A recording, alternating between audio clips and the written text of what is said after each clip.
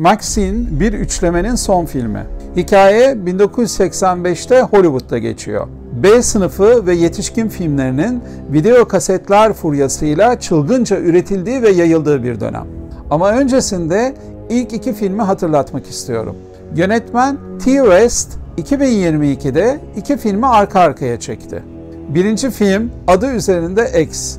Bir grup genç insanın yetişkin filmleri çekmek üzere Teksas'taki bir çiftlik evinde özellikle samanlıkta çalışmasıyla başlıyordu. Kendi aralarındaki çekişmeler ve gerilimle çalışma sürüp giderken cinayetlere kurban gitmeye başlıyorlardı. Peki bu cinayetleri kim işliyordu ve nedeni neydi? Filmi seyretmeyenler için daha fazla bir şey anlatmak istemiyorum ama o filmde çiftlik evinin çok yaşlı sahibesi Pearl'ü de tanımıştık. İşte ikinci filmin adı Pearl. Pearl de 1918 yılına giderek o çiftlik evinin çok yaşlı sahibesinin hikayesini anlatıyordu. Son derece kısıtlı yaşayan, izole edilmiş bir çevrede zincirlerini kırmak isteyen bir genç kızın hikayesiydi bu. Ve bu korku üçlemesinin üçüncü filmi Maxine. İlk filmde işlenen cinayetlerden tek sağ kurtulan Maxine Hollywood'a gelir. Hollywood'da yetişkin filmlere oyunculuğundan daha ciddi filmlere geçiş yapmak umudu vardır. Ama 1979'daki katliamın izlerini süren bir seri katil onun peşini bırakmamaktadır. Ve çevresindeki kadınlar vahşi biçimde birer öldürülmeye başlar. Maxine, ünlü bir kadın yönetmenin yöneteceği bir korku devam filminde başrolü kapar. Ama katil de Maxine'in çevresindeki çemberi giderek dağıtmaktadır. 2009'da çektiği The House of the Devil, sonra 2011'de çektiği The Innkeepers filmleriyle hayranlığımızı kazanan 1980 doğumlu yönetmen Ti West bu üçlemesiyle bana göre korku filmlerindeki kariyerinin zirvesine çıkmış bulunuyor.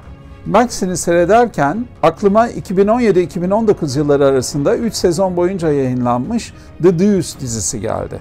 Gerçi o dizi New York'ta geçiyordu ve 1970'lerle 80'lerdeki yetişkin filmleri endüstrisinin yükselişini anlatıyordu. Hem The Deuce dizisinde hem de Maxine'de tercih edilen ışıklar, renkler ve kamera açıları, yaratılan atmosfer oldukça birbirine benzer. Ama zaten 1980'lerin ruhunu yansıttığı için son derece başarılı buldum Maxine'i ve tabii ki The Deuce dizisini de.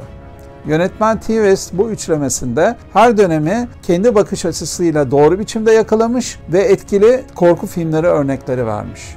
Bu son filminin tarzının kafanızda daha da oturabilmesi için önceki iki filmini de seyretmeyenlere öneririm.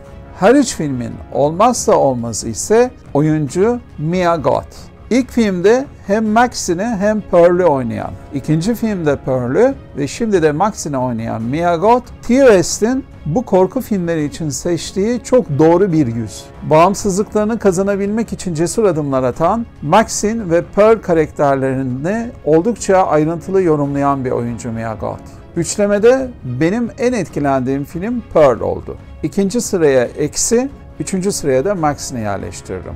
Çünkü Maxine 1980'lerde bir genç olarak doymak bilmez bir iştahla o video kasetleri seyrederken karşıma gelen bir sürü filmin tarzını bir kolaj gibi karşıma getirdi.